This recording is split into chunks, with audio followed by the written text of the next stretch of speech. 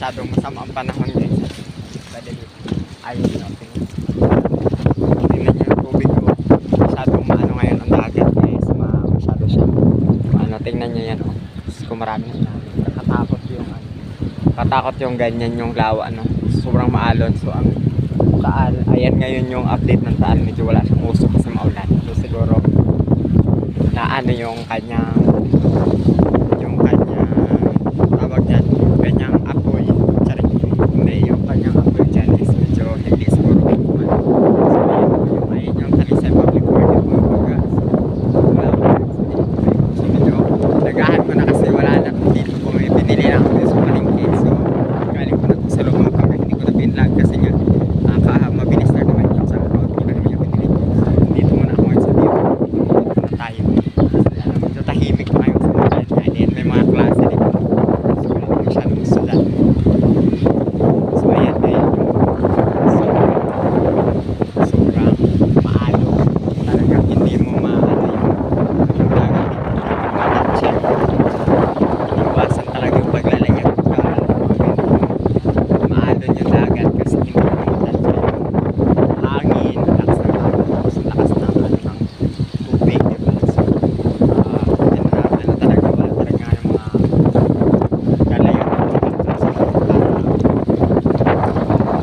sobrang maalo kasi malakas yung hangin sa bagat mga banggain din, diba? Tapos ang binumag takot siya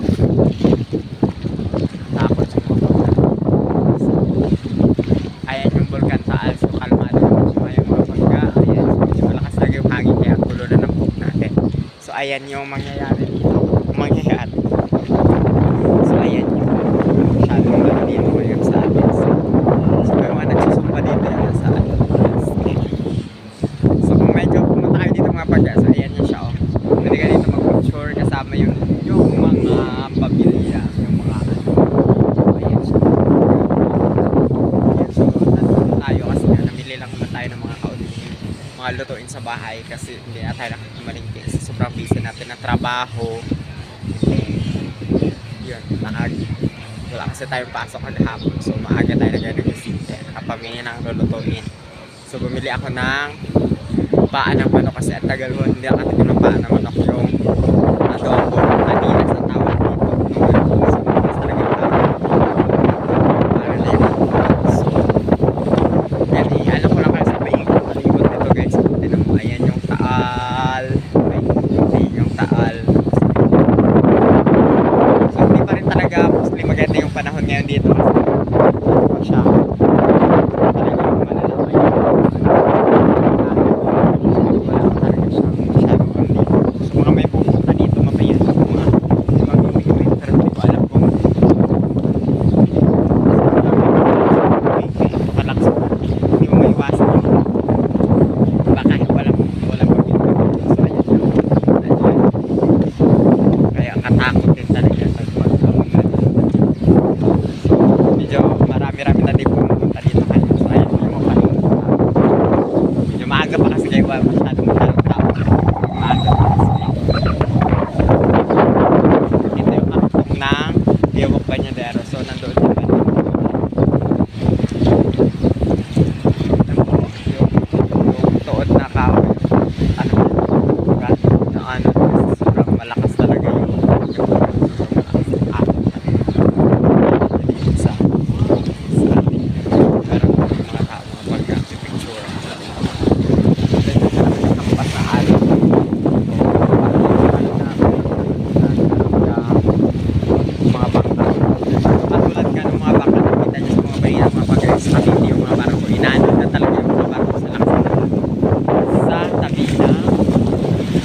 Dalampasigan ng Cavite o diba ang dami na so ingat pa din po ang mga tao kasi dapat kasi guys dahil magandang ulan mabagin sa bagat at saka pinagsama po din so malakas po talaga yung ulan malakas yung agos yung mga nagbabaha tapos sabayan pa ng tubig dagat dito na talaga kung makikita nyo Diyos ko ayan yun yung Taal, hindi kaya halos hindi na masyado makita pero makikita naman siya kasi nga medyo ano naman malamig yung panahon no? Pagi lang yung ano So yung hindi lang siya nag-uusok kasi siguro malamig, pero may nakita niyo yan, may usok pa din siya lumalabas, pero hindi ganoon katindi yung usok niya. So sa Tagaytay naman yan, so malamig talaga ngayon sa Tagaytay, kaya pag doon talagang matindi sa Pitas. So ayan, so talagang update tayo. Oy, papaano lang tayo sa camera, papa-impress. So papanood ko lang yan sa inyo yung mga alon daan. Tingnan nyo kung gaano yung gaano. Tingnan nyo pag gaano yan yung alon.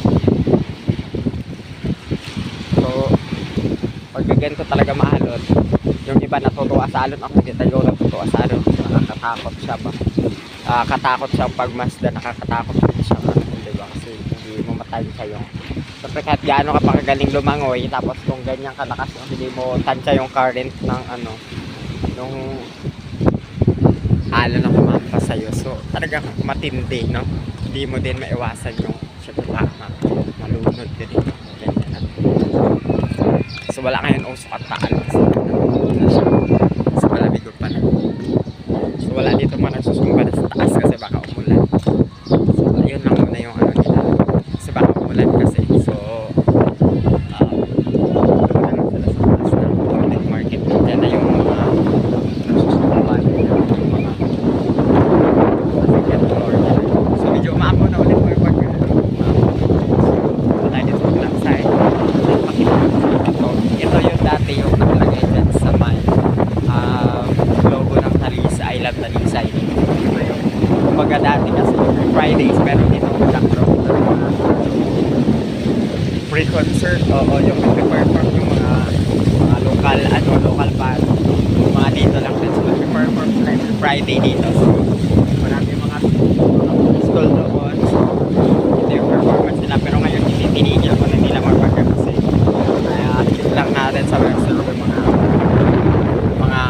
may mga dahilan kung bakit muna tinigil, no? Kasi yung Friday talaga tabayan talaga dito sa Leo ng mga malayo pa sa ibang lugar dito sa mga galing din sa mga ibang lugar na pumunta na mapadaan dito, diba? Like yung mga nagmumotor, yung mga naglalakbay talaga na sumasada dito for entertainment dito.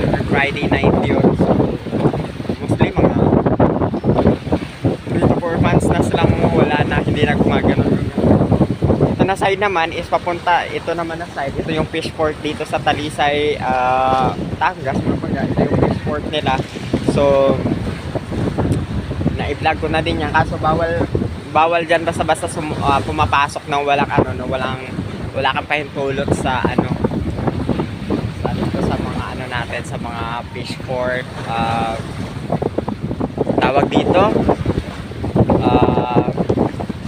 basta yun yung mga tauhan dyan sa fish port, gano'n. So hindi, kailangan mo ng permiso, syempre diba, kasi yan dyan mga isdang galing sa pagpapalisan dyan nila dinideliver, yun dyan din pinababa yung mga isdang dito na huli sa talagang mostly ngayon, dumi ngayon ang tubig, mga pagka, kasi tingnan mo, may mga patay siya na isda, kita nyo yun, mga patay na bangos, mga pagka. So ayan, madumi ngayon ang tubig kasi gawa sa lakas na ng alon, no? Dito natakay na siya sa saan. Dito na side is hindi na to, batuhan na yan, tinambakan na yan ng bato kasi maganda doon papunta sa fish port kasi hindi na nila nilagyan ng mga ganito mga pagka. Mostly dito yung pinadaungan ng mga maliit na bangka. Tapos bukod pa kasi doon sa yung may hagdan na pinapagdala doon yung mga galing dyan nagdadala na sila sa paligid. So ayan yung mangyayari. So dito yung mga bingwit, yan dyan yun. Pagka namingwit ka dyan na side, yan pwede din dito, pwede din naman dito. So dito mas malakas yung current ng alon dito. Pagwersa ng tubig baga yun. Ayan, may mga patay siya na isda, mga paggamit sa lakas na ng alon. Gauge sa madami puro halos na yan siya, halos na yan ang mga fish cage dyan. Ayan, nakikita nyo yan mga, so medyo kontaminado na na din yung tubig niya. Dahil siguro sa sobrang ano natin, talagang hindi na mabasa. Ganda mo natin. Marami, ilan lang naman yung mga patay na snake, hindi naman talaga siya karamihan. So, hindi naman siya nakapangamba. Kasi normal lang siguro yan. Siguro yung galing sa mga ano nila, yung mga tawag dito. Stage, yung mga so, dalapas lang yung sabi. So, kaya hindi naman pinabahalan. Ayan, tulad ng bangos na nakalulong. Hindi na yaman. So maganda dito dapat kasi pag umaga ngayon mga pangga, kaya ako nagahan kasi dito dapat may sumpa yan. So ngayon malakas maulan kaya hindi dito sa nagsumpa doon na lang sa taas sa web. Nagbabayad na lang sila doon ng mga pwesto nila para makapagsumpa sila ng maayos at hindi talaga sila kaya nandun na yung doon na lang sila sa plus. So flex ko lang sa inyo mga pangga.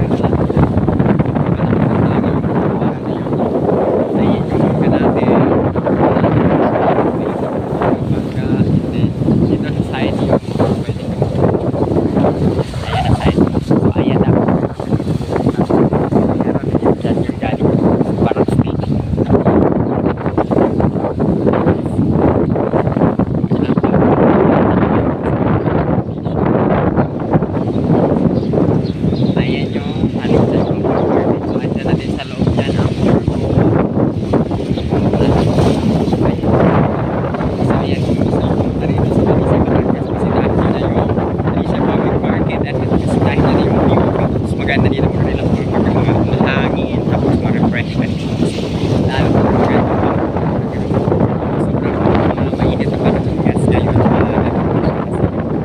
wala na din hindi siya lakas ng dito so talaga refresh ka refresh ka dito ulit